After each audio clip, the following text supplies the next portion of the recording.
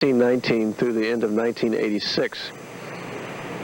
And the idea for it started when I was teaching a class at Florida Memorial College in Miami.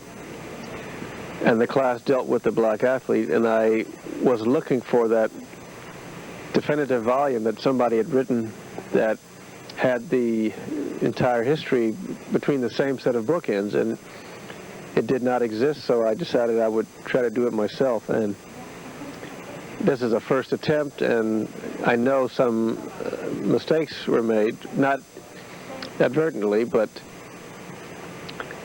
at least the people who figured prominently in all these sports and the narrative of what actually happened and the most important events are detailed in there, and it's doing quite well. It's already in its second printing in hardback.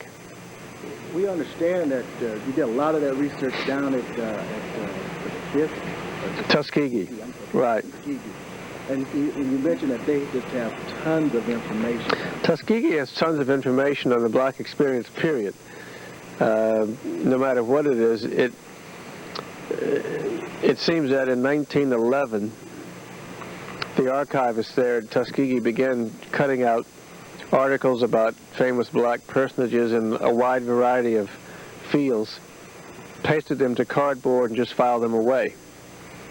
And no one had looked at the cardboard boxes full of sports clippings for decades. So I spent quite some time down there going through those cartons.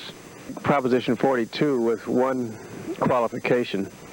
I do think the standardized tests should be replaced with something that is more predictive of success in college and not quite as culturally or sexually biased as a New York court found out about 3 weeks ago. But it appeared to me that if standards were not set and those standards agreed upon and laid down and unequivocally and in no uncertain terms be told or told to junior high and high school athletes, that they wouldn't even try to meet those standards, because in the past these athletes were able to get scholarships purely on their athletic ability alone.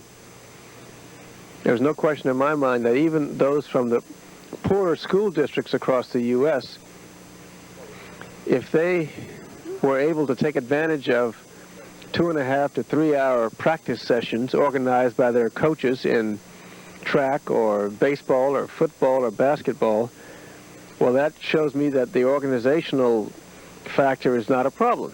If you can organize a 3 hour practice for athletics, well, you can certainly organize the same thing for 1 hour for academics.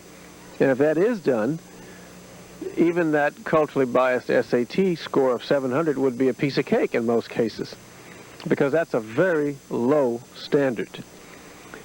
And so I'm all for setting what is a reasonable goal for these athletes to try to achieve and then have them surpass it. More than an athlete. It's a phrase we hear when players proclaim that Black Lives Matter or call attention to victims of social injustice. At the core of these gestures is real activism, and that's a testament to the enduring legacy of Arthur Ashe. Ashe was one of the greatest players of his era, winning 3 Grand Slam singles titles, and he remains the only black man to win Wimbledon. That's it! And he's done it. He really has done it. But those accolades only begin to tell the story of his remarkable life and career. He was born in segregated Richmond, Virginia in 1943. Ashe took up tennis at the age of 7, and 3 years later, he was introduced to legendary ATA coach Robert Walter Johnson. Under Johnson's tutelage, Ashe became the first black player ever selected to United States Davis Cup team. On the court, he thrived, even as he lived through the injustices of a country in the throes of major social upheaval.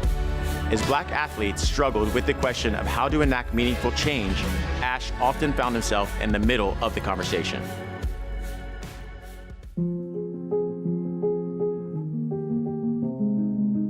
In 1968, the year Martin Luther King Jr. was taken from the world, Ashe won his first Grand Slam title at the U.S. Open. In 1973, he became the first black man to play in the national tournament of apartheid South Africa. Ashe agreed to play under the condition that the normally segregated audience be integrated. Ashe, in many ways, epitomized his times, captivating audiences with his excellence on the court, arrested for protesting injustice off it. Then in 1992, he assumed the spotlight again for a different social issue with equally personal stakes. Ashe announced that he'd been diagnosed with AIDS.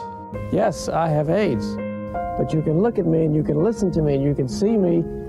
I am not sick. He would devote the remainder of his life to raising AIDS awareness, and he established the Arthur Ashe Foundation for the Defeat of AIDS. The foundation's impactful work has continued long after Ashe passed away in 1993.